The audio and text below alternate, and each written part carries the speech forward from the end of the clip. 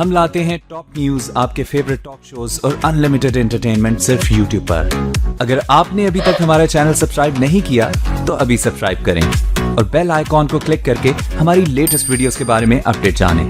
Subscribe کیجئے اور ہم آپ کو لیے چلیں گے آپ کی فیوریٹ ویڈیو کی طرف۔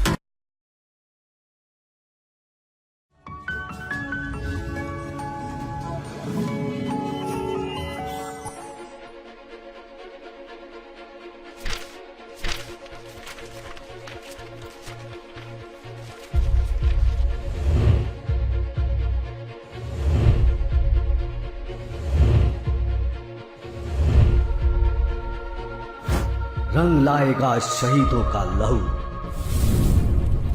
یہ لہو سرخی آزادی کے افسانے کی۔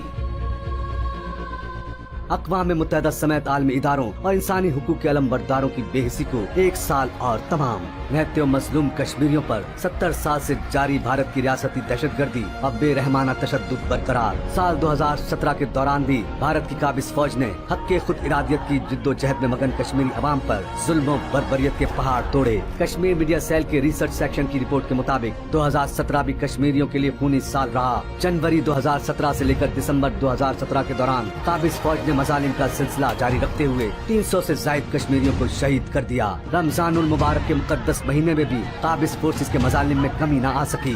درندہ صفت بھارت نے صرف ماہ سیام میں 51 کشمیریوں کو ابدی نیند سلا دیا۔